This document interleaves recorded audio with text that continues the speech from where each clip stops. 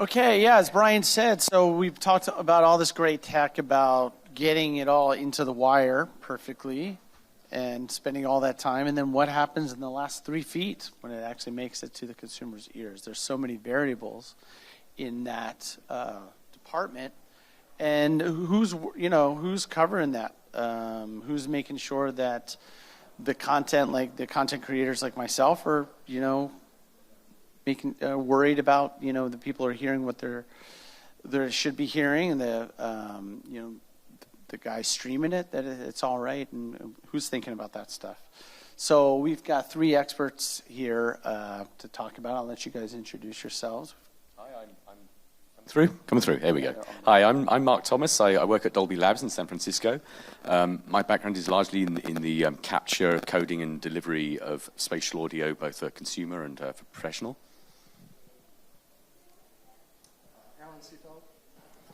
Alan Seefeldt. I also work at Dolby Labs, been there for about a little over 20 years. I've been working the last decade or so on enabling Atmos in consumer environments, things like AVR, soundbars, television, smart speakers. Sven Mevissen, I'm with Xperi DTS, and I lead product management for some of our consumer electronic solutions, especially around codec and post-processing. Great. So welcome, guys. Thank you. So how big is this issue? It's very hard to say how big the issue is. I mean, there is somewhat of an irony that as a company we work very closely with content creators. We make content creation tools. We're involved with the coding and the delivery and the rendering. And as you said, it's that last 3 feet that we have less control over. That's something that is done by the OEMs who do the final integration, and the consumers who ultimately buy the products, hook them up, get them set up, and that's a variable that we can't really control. What we do know is that problems can occur, and I think we could easily spend the next half an hour just talking about the number of times we've gone to a friend's house who's shown you their system and there's been some problem and you want to dive in and try to fix it for them. And for the most part, I find that when that happens, people will go, okay, so that's what I've been missing. And that the people are aware of the problems when you point them out. It's just they're not aware of their existence in the first place. So I don't think it's an issue of people not caring. I think it's more of not being aware. Okay. I think I would add to that as well that consumer behavior is kind of infinitely variable, and it's kind of hard to predict what a consumer is going to do. Although I think one thing we can predict is that generally convenience will kind of trump almost anything, and so we got to think about developing technologies that play into that. So, I mean, you can get a great immersive audio experience at home if you buy the right equipment and spend the time and effort into setting it up, like an AVR with speakers that are wired up, and you can get something that approximates the studio quite closely. But your average consumer is not going to want to go through those steps. And so there, I think there's an opportunity for technology to step in and automate a lot of these processes, and also give consumers the flexibility to do what works for them. So those are some themes that we've been looking at more recently. I totally agree with all of that. I think one of the things that we are trying to understand is how some of those problems manifest themselves. So what actually is the issue that consumers are facing at home? Right? There could be setup issues. We're dealing with very complex sort of home entertainment device ecosystems. But there is also, inherent things like dialogue intelligibility, or things that you have to write your volume control when you're watching late at night. So I think there are quite a few different things that consumers are facing that we collectively have some, responsibility in solving. And I think we've been trying to do that over the past couple of years and getting to a point where things are getting better, especially when we talk loudness and stuff like that. But I think there are still a few remaining things that can happen that can cause consumers to have a not good experience, and that's certainly a challenge. So what are those things that happen? Let's locate some of those things. Well, one of them I just mentioned is, we hear this all the time, that consumers are complaining about reproduction in their home, and they think they're not getting the best presentation. They have trouble understanding dialogue and stuff like that. And I think, we can trace some of them back to, again, the complexity, and sometimes it's also the fact that, what they're getting at home might not be the ideal presentation for their type of setup. if I'm watching a movie on any of the streaming services, on my stereo speaker setup on my TV, I'm not convinced myself that an immersive presentation is the best option to watch that. Knowing a little bit about content production, I've spent the first 15 years of my career in film and television production. I know the amount of care that goes into all the different variations of the same piece of content that is being prepared for consumers, stereo version, 5.1 versions, immersive versions. And if I, as the consumer, can be assured that I always get the best presentation for my device and setup that I have at home, that's already a big goal. And I think we're not quite there yet, to be honest. A big part of that is selecting the right hardware in the first place. You mentioned stereo 5.1, Dolby Digital, Dolby Atmos. There are so many different versions, and there's so many different ways of transporting it. You've got ARC and eARC and all those variants on HDMI. And as an industry, we do work very hard to try to make sure that there is compatibility, that if they've got that logo on the box, and that these things will work together, and then we have a compatibility lab where we do our best to ensure that when you take a Blu-ray player from one manufacturer and a TV from another, that they will work together, but the permutations are very, very large. That said, for the most part, it's my belief that if you do buy any two pieces of equipment that have got the right logos on them and they've got the right compatibility, that they generally are compatible, and that most of the problems lie in either the hardware setup or the software setup, like the way that it's been configured by the consumer. I don't know if you would necessarily agree with that. I'm not arguing against that. Again, I think we're dealing with sort of like, from my perspective, two aspects. Again, one is the consumer setup at home. That's complex, but again, we're trying the best we can in sort of like solving this and making devices more intelligent so they can talk to each other, and eARC, ARC, all those different things. There are handshakes, there's EDIT, there's a lot of technology that goes into making sure those devices talk to each other. But again, I'm not yet convinced that the best presentation or the most optimized presentation is always sort of like being served to the consumer. If you look at the services, for instance, they make their decision what they're going to send to device based on device detection. It's very basic, right? So if there is a device like a TV that has a stereo speaker setup, but it speaks, let's say, DTS:X and Dolby Atmos, you're very likely going to get the Dolby Atmos version on your stereo TV speaker setup. And again, I'm not saying that Dolby Atmos is at fault here. I'm just saying if I have the choice between the stereo version, which was, specifically created for that kind of setup, versus an immersive mix that, might have some, drawbacks in terms of like how it's down mixing and, how the dynamic range and stuff like that is handled. I, as a consumer, I'm not even aware that I have that choice, but the choice is there.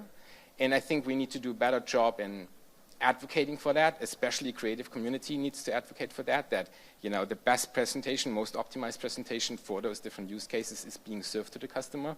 Because then I think, some of the challenges we are facing are actually going to go away. And again, I'm not pointing out any, particular technology that's a fault here. We came a very, very long way, and there's some amazing technology out there that, is increasing the overall experience tremendously. But I think we are sort of going a little overboard with like always trying to get the best to the consumer, not realizing that it might not always be the best. Yeah, I would say that's a fair point.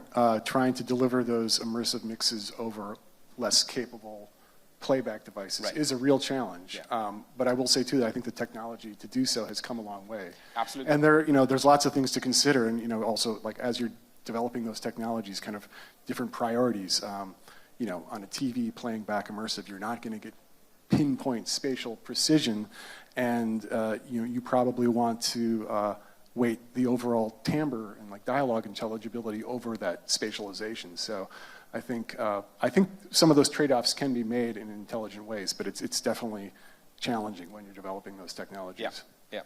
And again, it's the same with our technology. I'm not pointing out technologies. I want to be really clear about this.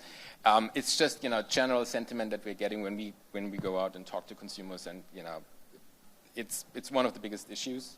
Is the general sentiment just about dialogue? I can't hear it. Oftentimes, I mean, if you just look at media and press over the past year, how often that topic has been brought up. And again, it's a complex problem. There's not a single point of failure for that to occur. But it's certainly one of the biggest complaints that services, receive. It doesn't matter if it's traditional broadcast or streaming services from their consumers when it comes to audio. That dialogue is not intelligible, and that people have a hard time understanding what's going on.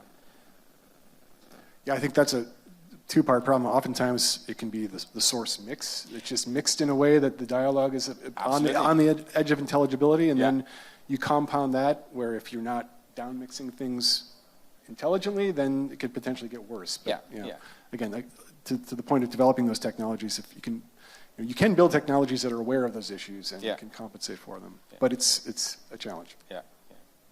Yeah, and there's a lot of downstream processing that can happen. So your TV might have a dialogue enhancement mode that's attempting to do something to improve intelligibility, and people will turn that on and forget that it's on, and then start complaining that the music doesn't sound great. Right. That can often be very buried in a menu, and it's not clear that this downstream processing is happening, and we're even less aware of it. We've got no route that goes back into our tool chain. Yeah. As a content creator, I get nervous that now what I created is being modified in another way based on a criteria of what is best for the consumer based on how they're watching it. Absolutely, but you as a content creator, you're facing a challenge that's almost impossible to overcome, and that is creating content for all those different playback scenarios. And you can't do that. So there needs to be some intelligence on the device side that can personalize that experience to the setup you have at home. I totally get the creative intent part, and it's very important. But I think we need to sort of reconsider this. Again, it's a very complex ecosystem. You have no idea how those devices are being set up at home. So it's really a challenge making sure that the mix that you've created with week-long efforts and a lot of work and whatever you put in there, that it really translates to the best its abilities to those devices, and that consumers have a good experience. Okay, and I think we've kind of talked about that with the norm, the dial norm, and things like that, and leveling things. But let's talk about the spatialization in this part. Whereas, if the consumer did buy a soundbar or does have a surround sound setup in some way, where's that getting messed up, right? Past intelligibility, actually hearing the home theater kind of mix. What are some of the problems there, and how is that being addressed? And as a consumer, you lack the reference that a content creator would have. I think a content creator would probably be the most critical of these problems, because they're aware of how it should have sounded in their own mix room. But that's not to say that the consumer doesn't have some or couldn't have some notion of what a reference should sound like. So, as an example, we would expect dialogue to sound like a human being and should come through the center speaker. And if it's coming from some other speaker, then clearly something else is going very wrong.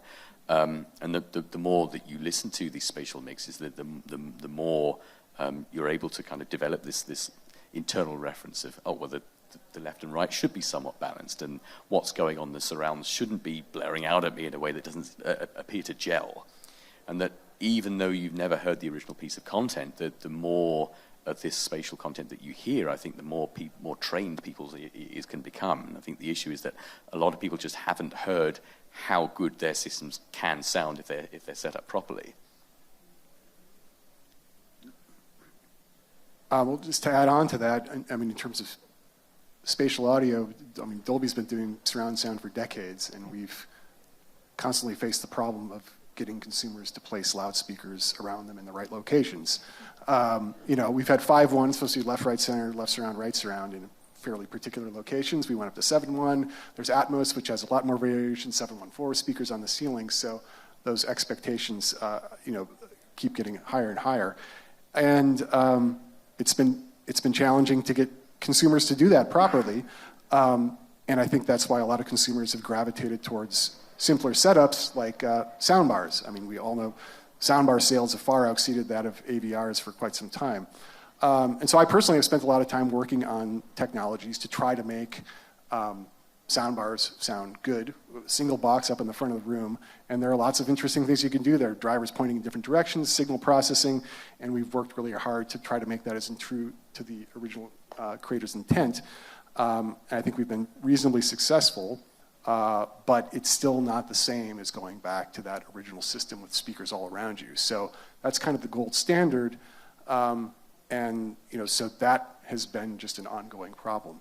But there are some interesting things that we've been starting to look at that we're hoping can kind of get us back to that speakers around the room, but doing it in a way that makes it palatable to your average consumer. Yeah, totally agree. So obviously, having a soundbar is not the same experience than having a full-blown setup, but is it better than just the stereo speakers on my TV? Yeah, absolutely. So I think it's a tiered approach, if you will. If you really want, a full-blown home theater setup, get yourself an AVR, put the speakers where they belong. If you want to have something in between, get yourself a soundbar, and it's likely going to be better than your stereo speakers on your TV. If you don't care about any of that, then just go ahead and watch it on your TV. But I think your baseline is also very high, right? I mean, if you compare this coming out of your studio to your soundbar, you might be a little bit disappointed. But again, it's a convenience factor from a consumer's perspective. Most folks are not setting up their loudspeakers, all across the living room. That just doesn't happen. So what are we doing to help that? So let's say in the professional scenario, a pro builds there's a group behind that builds a cinema, and then some comes in and double checks everything sounds right and tunes it and all of that stuff. We're adapting that a little bit to the home market, right? With if I bought a Sonos, for example, I know I can go around. It makes me go around the room and check those things. If I bought a receiver and I hopefully got this speaker somewhere in the right, I put the microphone up, we know we can have problems with that. There was nobody there to say, no, you didn't quite get this right, or that could be, that's not left, that's right, if you're not paying attention. Are we doing anything now on the manufacturer side to address those current issues? Absolutely. I think there are a lot of, good performing devices out there that will try to make it as easy for the customer as possible by, including microphones and doing all kinds of tuning and setup and all that stuff, to make sure that they can compensate for, certain room issues potentially, or, just sort of that the spatial aspect of the reproduction, works as expected. Read the manual is oftentimes something that my wife tells me, and I think that something I would sort of relate to consumers at home. It's not always a fun thing to do, but device manufacturers, at least in my opinion, in experience, are really interested in making sure consumers have a good experience. So that's kind of their baseline. They try to preserve creative intent as much as possible, meet the convenience factor for consumers at home. So oftentimes, I find myself reading through it, and they make good recommendations, and they say, hey, put the microphone where you typically sit and not, someplace else and stuff like that. When it comes to room correction and optimizing your so knowing most people aren't going to read the manual. Well, how are we simplifying, what is the next step of, because I think we have that now, right? Read the manual, pay attention to it, but still, that's still kind of getting messed up. That's, I think, where we're at. Yeah, I mean, you mentioned the Sonos, and that there's the app, and you wave the phone around and it corrects the EQ, and also like on a high-end AVR, you've got Odyssey and some similar processing where you can plug in a microphone and make some corrections. But to be clear, what that's doing is a room EQ. So it's getting the equalization right as measured at the speaker locations, but it's still incumbent on the user to place the speakers in what we call the canonical locations. That if I've got a 7-1 system, I've got to have my left, my right, and my center, my side surrounds and my rear surrounds. There's an expectation that there's a perfect equilateral triangle between the left and the right and me, and I can certainly say that with my own living room, that's just not convenient for me to do.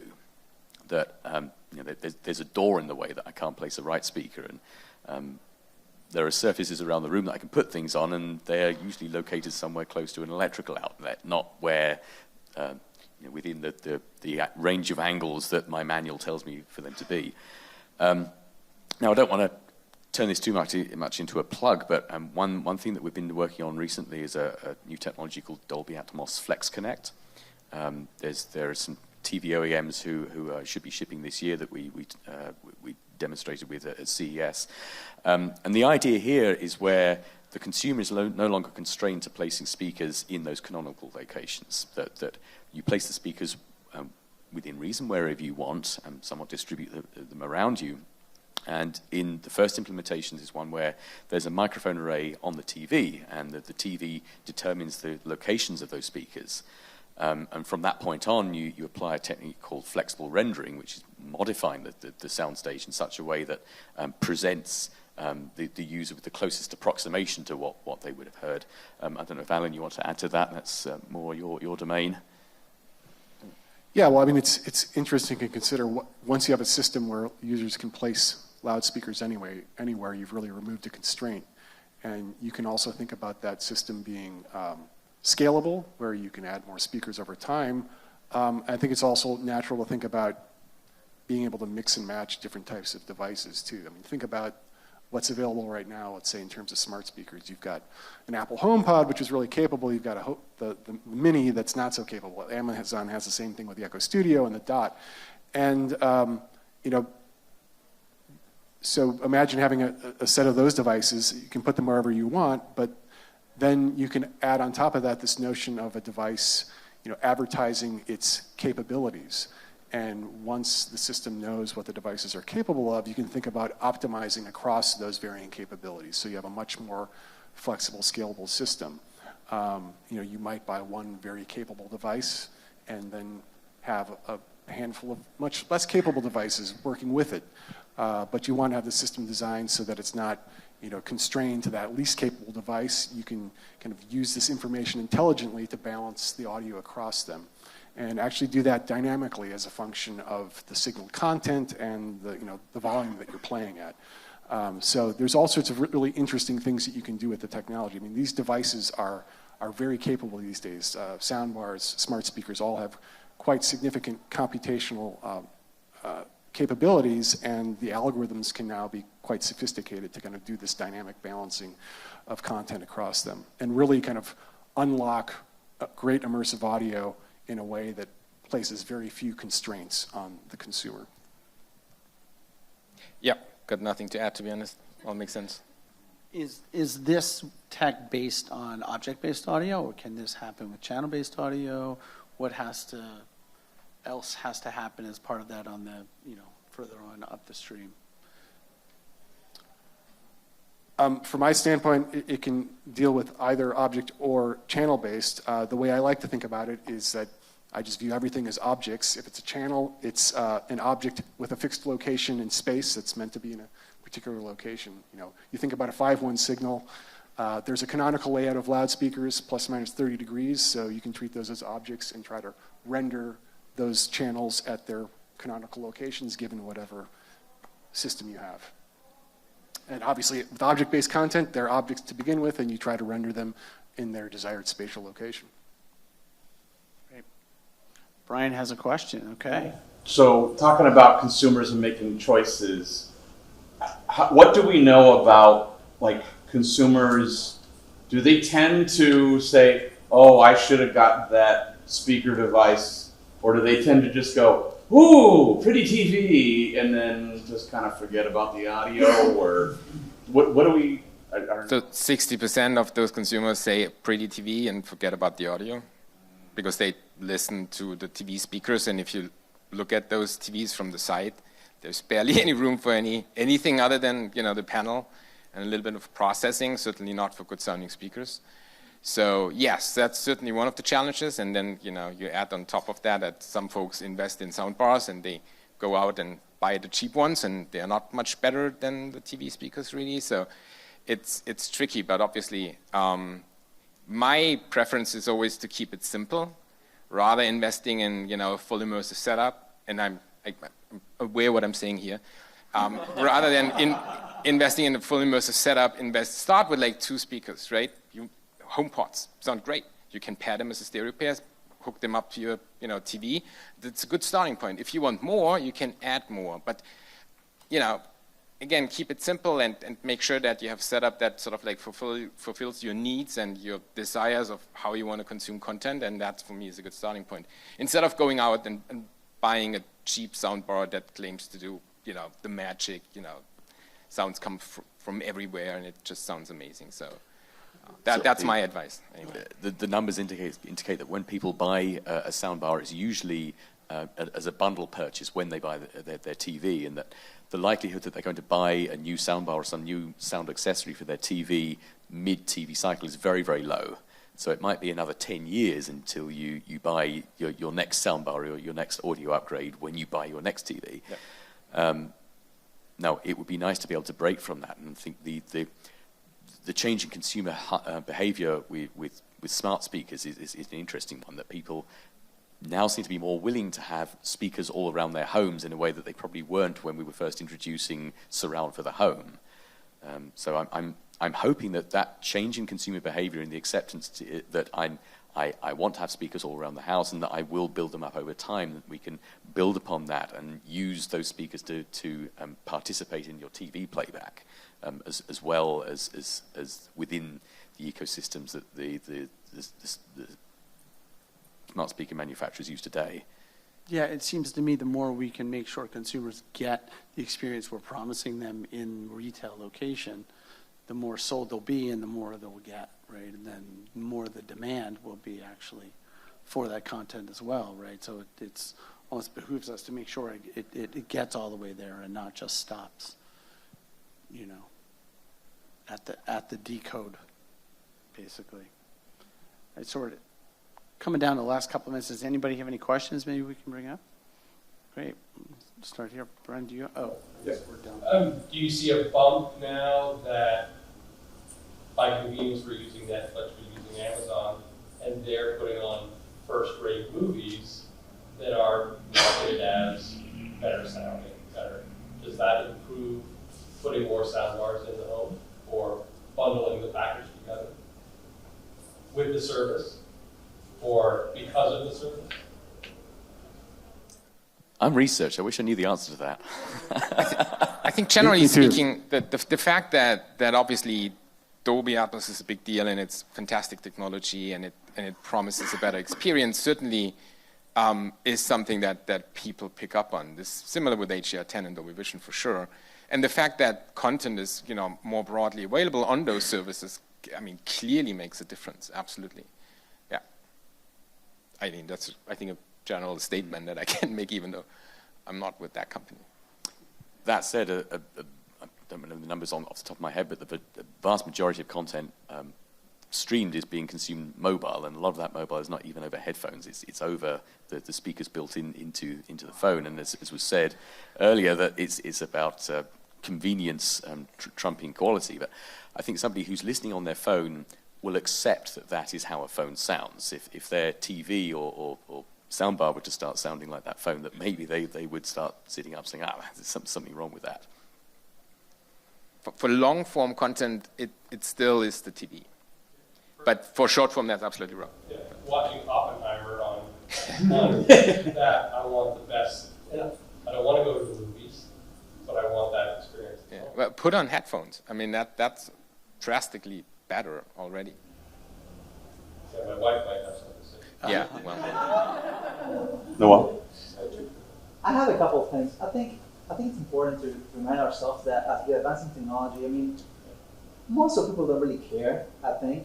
We care because we're excited about it and we like the audio files and blah, blah, blah, right? I mean, even myself included, I think most of consumers mostly care about the art itself. Like, is the message coming across? Is the movie any good? Is the song good? And I think, of course, as we advance in things, so we try to bridge the gap in between the development on the R&D side and then how people are going to get to consume it. We have to be careful, I think, that the art doesn't hurt the process, because it's really easy to get carried away and kind of blind ourselves and like how exciting this is.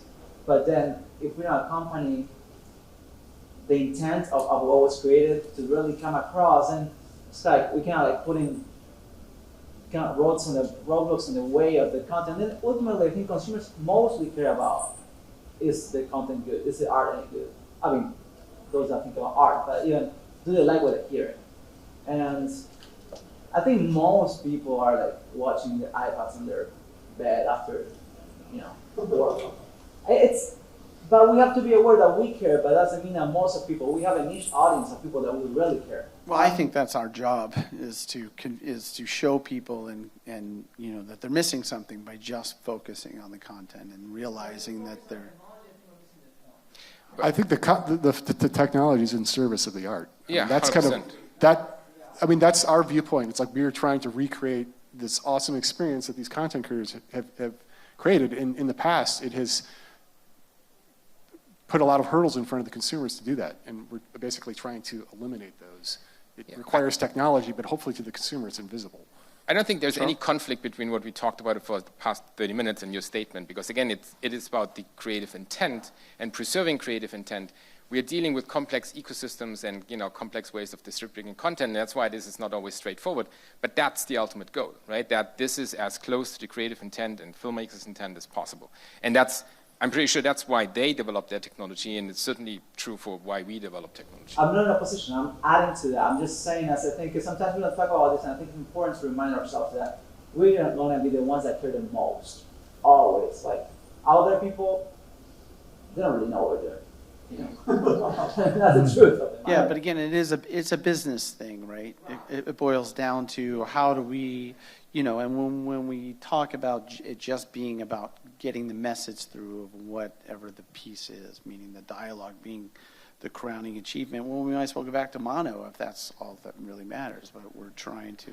No, but I love the technology, but in the times of development, it's the times where the message gets more, blurred in between. Just like when we started stereo, right? Like, people were crazy about it. Even the creators get confused, I think. Yeah, it's true. Charles? I'm largely in agreement. I think we talk about technology with technologists. We get excited about that. But when I go home and I'm watching a movie, or I go to movies and I'm watching a movie, I don't want to be thinking about, is the sound system good? I want to be enjoying the story. So I agree, we should definitely not lose track of that. On the other hand, I did some experiments quite a while ago where I impaired the content, impaired the sound, asked people their impressions, including, did you like this program? And they liked the program less well. They thought it was a less good movie if it had been impaired. So it is important that the technology deliver the content as intended, and people will like the art more if you do.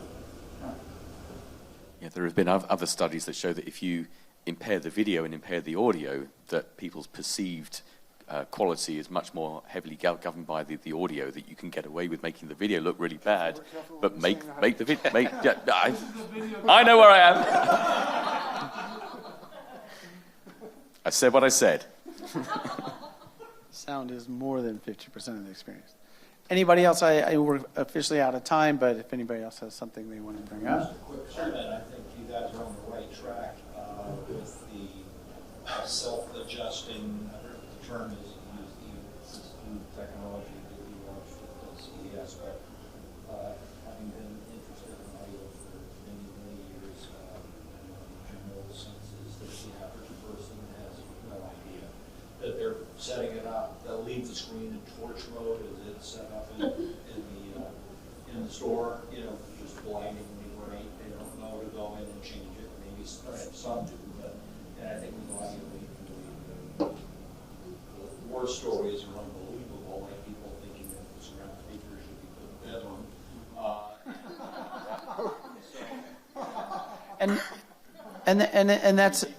And that's what when we talk about deciding for them, that for me, it's almost like, should we throw up a questionnaire when you buy something? Do you care? A, B, how much do you care? And I mean, it almost starts from that, right? I mean, because there are other settings that come up, and maybe we need to go back to something like that starts to put people in levels of questionnaires that takes care of a lot of those kinds of things. Like a sommelier. Okay. I think that's a wrap for us. Thank you guys for Thank you. attending. Thank you, everyone.